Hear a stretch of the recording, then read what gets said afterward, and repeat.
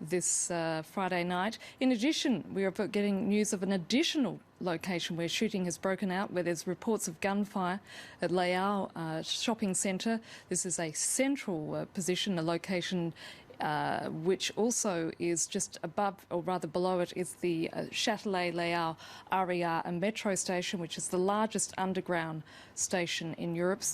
Being it's a Friday night and leading into the Christmas season, you can imagine, viewers, that it's very busy indeed. Now, at this point, let's cross now to Haxi Myers-Belkin, who's on Rue Charonne in the 11th arrondissement, not far from La Belle Equipe, which is where one of those shootings took place. Haxi, have you got any further information for us? Hi Annette, so as you said, we are still on the Rue de Charonne. About 150 metres to my right, we've been seeing ambulances taking away people on stretchers. We don't know if they're alive or dead. We've just seen one go down the street. There was another ambulance that passed me just a few minutes ago. What I must say here is that tensions are extremely high. There are members of the army on this route, on the Rue de Charonne, and the street running perpendicular to here. We were in fact asked to move closer to the scene of the shooting so as to be as far away as possible from the crossroads. Whenever a car arrives or approaches, there's a real sense of panic here. The members of the army scream and shout and ask people in their cars to get away from the scene as soon as possible. On more than one occasion, we've been asked to take shelter in doorways and behind cars. Haxi, in terms of just what are you able to tell us about the restaurant? I assume at this point all people have been evacuated from the location. Do you have any further information in terms of... Actually, Haxi, at this point we're going to have to interrupt you because we want to listen now to the US President Barack Obama. The French people's commitment to life, liberty, pursuit of happiness. We are reminded in this time of tragedy that the bonds of liberté and égalité and fraternité are not only values that the French people care so deeply about, but they are values that we share. And those values are going to endure far beyond any act of terrorism or the hateful vision of those who perpetrated the crimes this evening. We're going to do whatever it takes to work with the French people and with nations around the world to bring these terrorists to justice and to go after any terrorist networks that go after our people. We don't yet know all the details of what has happened. We have been in contact with French officials to communicate our deepest condolences to the families of those who've been killed, to offer our prayers and thoughts to those who've been wounded. We have offered our full support to them. The situation is still unfolding. I've chosen not to call President Hollande at this time because my expectation is that he's very busy at the moment. I actually, by coincidence, was talking to him earlier today in preparation for the G20 meeting. But I am confident that I'll be in direct communications with him in the next few days, and we'll be coordinating in any ways that they think are helpful in the investigation of what's happened. This is a heartbreaking situation, and obviously those of us here in the United States know what it's like. We've gone through these kinds of episodes ourselves. And whenever these kinds of attacks happened, we've always been able to count on the French people to stand with us. They have been an extraordinary counterterrorism partner, and we intend to be there with them in that same fashion. I'm sure that in the days ahead we'll learn more about exactly what happened, and my teams will make sure that we are in communication with the press to provide you accurate information. I don't want to speculate at this point in terms of who was responsible for this. It appears that there may still be live activity and dangers that are taking place as we speak. And so until we know from French officials that the situation is under control and we have more information about it, I don't want to speculate. Okay? Thank you very much. Any change in your plans, sir? And we were hearing there from the French President Barack Obama, who clearly has been briefed on this ongoing situation here in Paris. And it's a city very much in shock. 10 months since the French capital was shaken by those Charlie Hebdo attacks and the subsequent attack on the kosher supermarket, the city is once again the scene of a series of deadly and what does appear, though yet to be confirmed, coordinated attacks. This is what we know so far. At least 40, possibly as high as 42 people have been killed. A series of shootings and explosions have occurred in and around Paris. We're focusing at the moment on a popular concert hall, the Bataclan, where people were watching a heavy metal band. Apparently the concert hall holds at least 1,500 people. And we understand that at least 100, if not more, have been taken hostage. We know that at least another 10 people have been killed in what appears to be a drive-by shooting in both the 10th and 11th arrondissement, just a short distance from Place de la République. It's unclear as to how many people have lost their lives. Twin explosions have also been heard outside the Stade de France stadium in north of Paris. This as France played Germany in a friendly football match. The blast reported to have occurred at a bar near the stadium. Sirens were immediately heard and a helicopter has been seen cycling overhead. Now, of course, France is already on heightened security alert as a result of those attacks back in January. We know that at the moment the President is holding an emergency cabinet meeting at the Elysee, and we're expecting a briefing at some stage.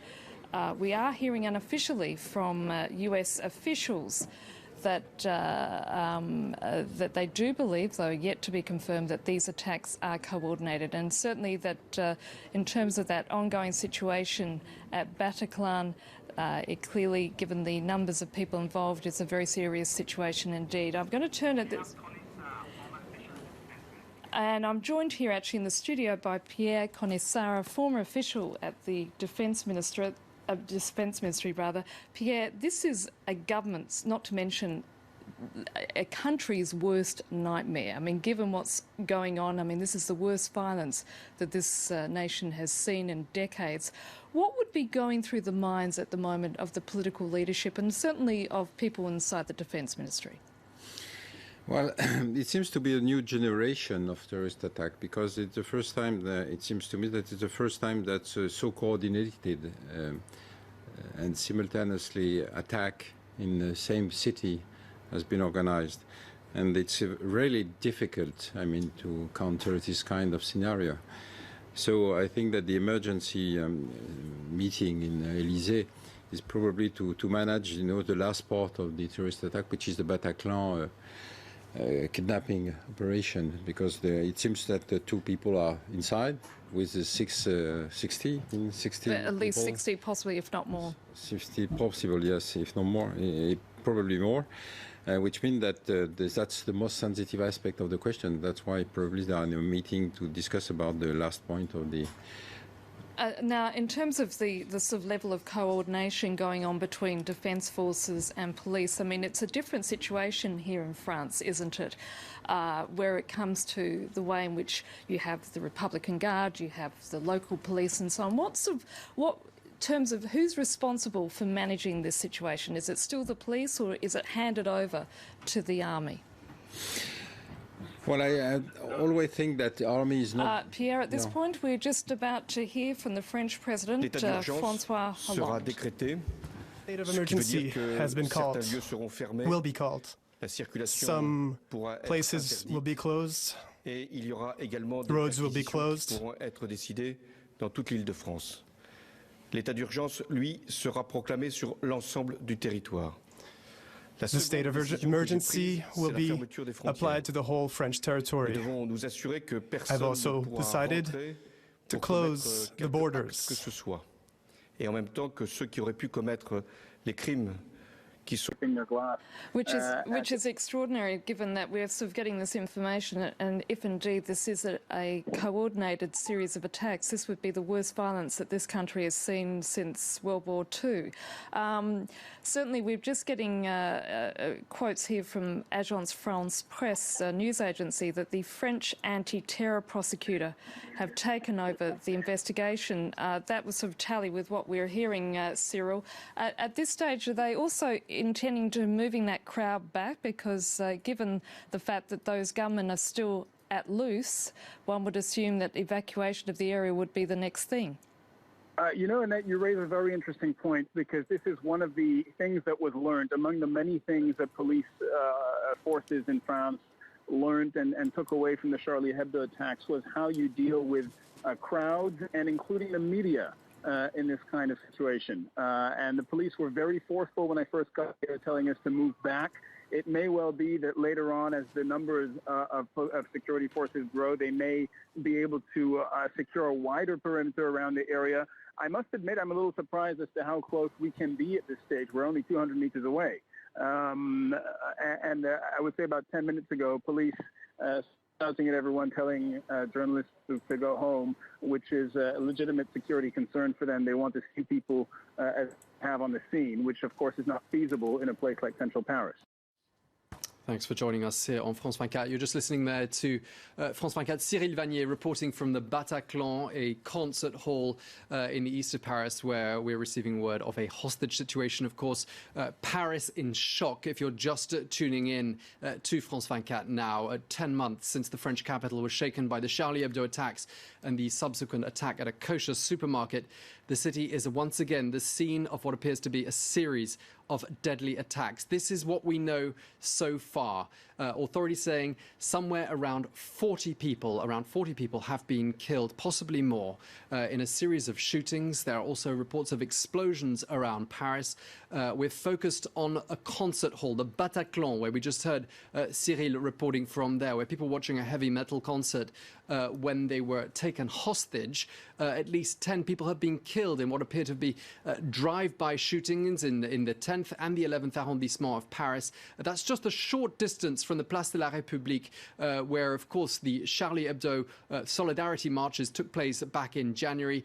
And it's make sure that those who've committed these crimes can be stopped if they are trying to leave the territory. It is a terrible, terrible event that is upon us. Who are these terrorists? Who are these criminals? We must, in these harsh moments, think about the victims, who are very numerous, for their families, for the wounded. We have to be compassionate, and we have to be united and keep a cold head. France needs to be strong, and the state needs to be strong. We will be. We also must call for everyone to be responsible. What the terrorists want is for us to be scared. There is something to be scared about, but in the face of terror, we have to be united, and we will vanquish these terrorists. French citizens, we have not finished the operations. There are some very difficult ones that we're dealing with right now in Paris.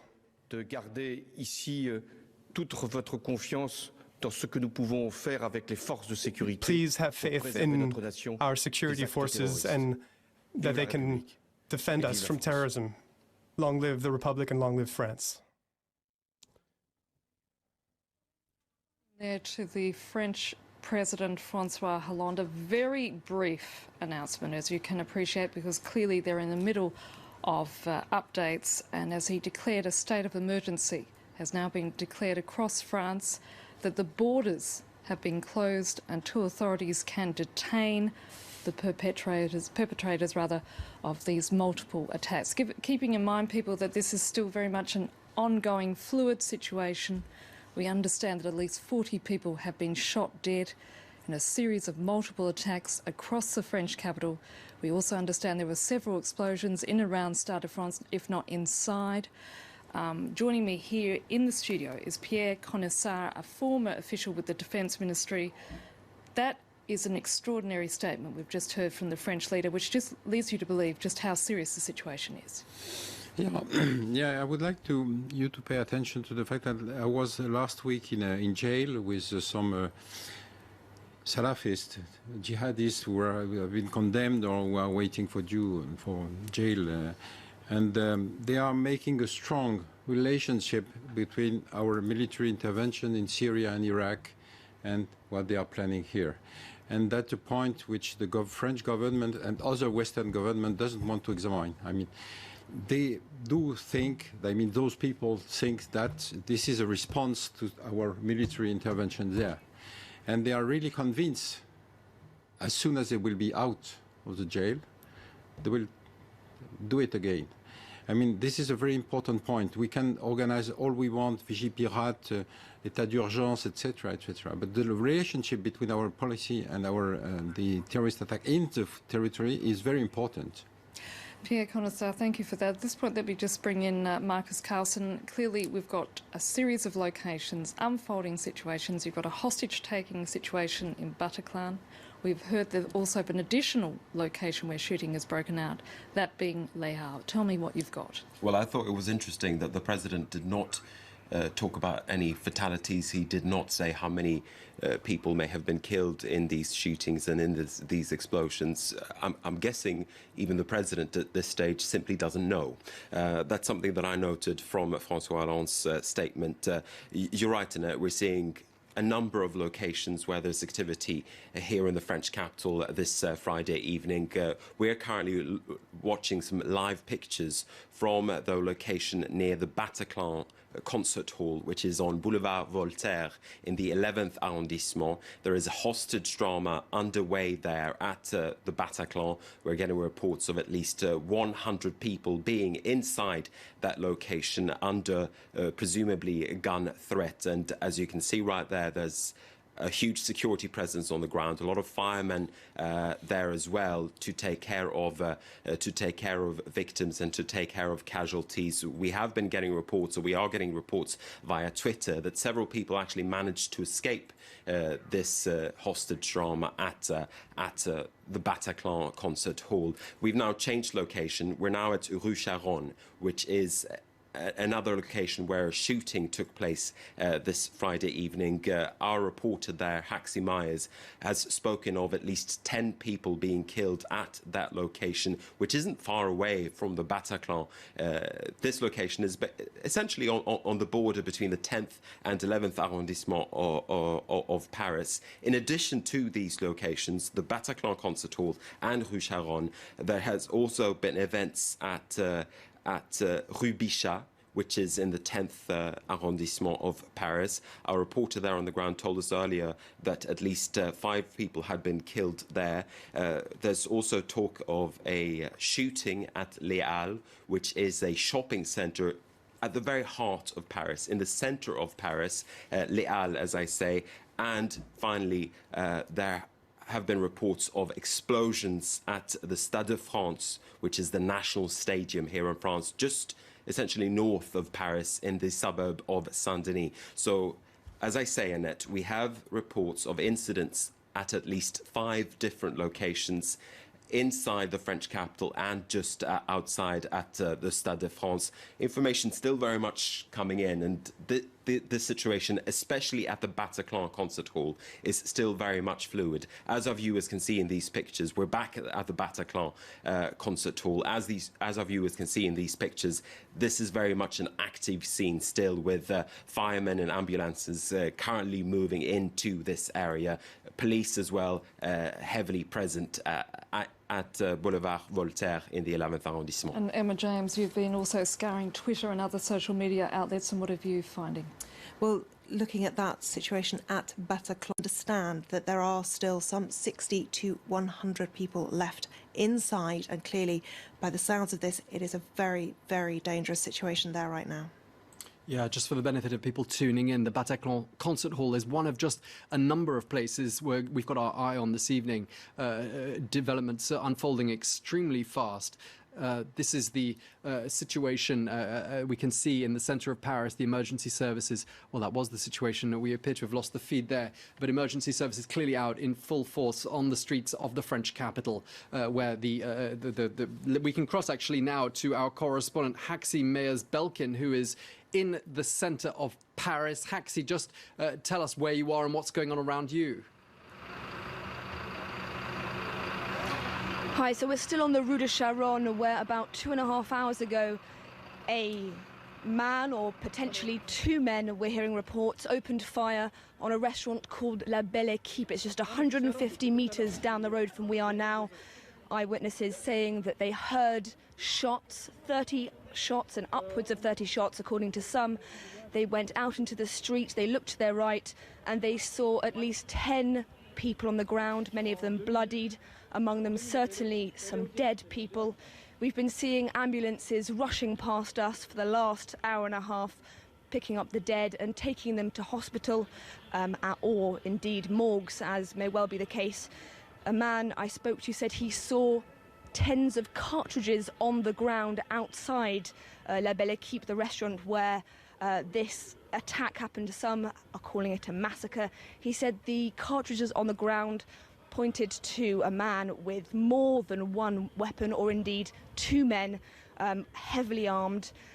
He said that at various points there was a dip in the fires heard, in the shots heard, and that he assumed someone had then reloaded their automatic rifle to begin shooting again. Haxi, Rue de Charonne is in the 11th arrondissement. For the benefit of our viewers, it's a Friday night. It would normally be packed with people, and we understand that, in fact, when those attacks took place, there were very large numbers of people in the venues that were affected. What is the situation like now? Are the streets completely deserted now? People have been strongly advised by the security services, who are all around here, to stay at home or to go home. When we arrived here an hour and a half ago, there were many people on the streets, people behind the cordoned off line the police had erected.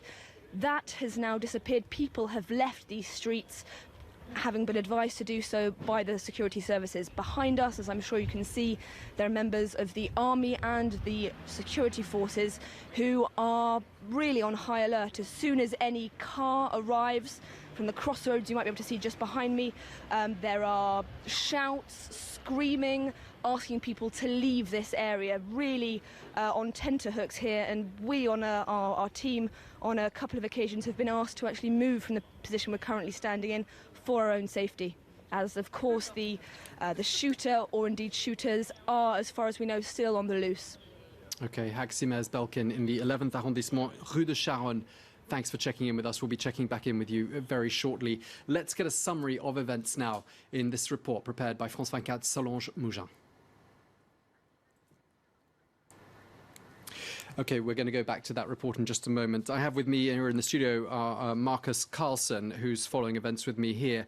Of course, shocking events, Marcus, and we've all got our eye on a series of what appear to be disconnected, isolated incidents, but help us join them together. Tell us about the geography of these events and how they've unfolded across the French capital this evening. Well, Tom, first, let's just talk our viewers through the pictures they're currently looking at on their screens. These live shots are from the location not very far from the Bataclan Concert Hall on Boulevard Voltaire in the 11th arrondissement. There is a hostage drama underway inside that concert hall with between 60 and to 100 people being taken hostage. We have heard of. You're right, Tom. However, we have seen a number of other locations being very much active this evening here in the French capital. Our first reports came in around about 9:30 Paris time, and we have been hearing about a number of different shootings, as you've been saying, Tom. The first one is on Rue Bichat, which is in the 10th arrondissement here in Paris. At least 5 people were killed there, according to one of our reporters on the ground. There is also talk of Rue Charonne, where we just joined Haxi Myers-Belkin from at least 10 people having been killed there, according to her and people that she's been talking to at Rue Charonne. There's also been talk of a shooting taking place in Les Halles, which is a shopping centre basically bang slap in the middle of Paris, basically the center of Paris, and it sits on top one of the biggest metro stations and metro stops and train stations here in France. There's also been at least 2 explosions at the Stade de France, which is the national stadium in the suburb of Saint-Denis, just north of Paris. So once again, we're getting reports from at least 5 different locations in Paris and just outside of Paris at the Stade de France, Tom. Okay, thanks for that, Marcus. Let's go to the 11th arrondissement, which we were just talking about, Marcus, because James Andre, our France 24 correspondent, is there at the Bataclan, which is in... we were going to go to James Andre, who was at the Bataclan, which is, of course, in the 11th arrondissement of Paris, next to Oberkampf, and that is the scene of one of those situations we got around, the hostage situation. Emma James is here with me in the studio with her eye on all the latest on the web. What are you hearing, Emma? Well, as you confirmed earlier, it would appear that the explosion at the Stade de France, of which there were 3, at least one involved a suicide bomber. Now, we heard reports earlier of a dismembered body being found at the Stade de France, which was a very alarming piece of information to be given, because we didn't know if that was someone who had been killed or if it was somebody who had actually set off an explosion. It would appear that this dismembered body was actually a suicide bomber, which fits with the idea of perhaps wearing explosives in some kind of a vest. Now, for the people who were inside the Stade de France, there was initially no panic at all, because they didn't actually know what was happening. The whole of the Stade de France was cordoned off. François Hollande was reporting at the Stade de France. He said people did begin to panic when they found they couldn't actually leave the stadium, and they then ran onto the pitch. What happened then is that once people found out what was happening on the ground, they didn't actually want to leave. And what we're hearing is that although they are now evacuating the Stade de France, and it is a gradual process because it takes a long time, even in the best of conditions, people simply don't want to get on the trains to return to Paris because nobody knows what's going to happen next. And obviously with reports of shootings at Les Halles now, no one is going to be wanting to board those trains. Okay, thanks, Emma. We're going to go back to our very own Chris Moore, who is in the centre of Paris, near where those events are unfolding. Chris, reports of gunshot audible where you are. Tell us more.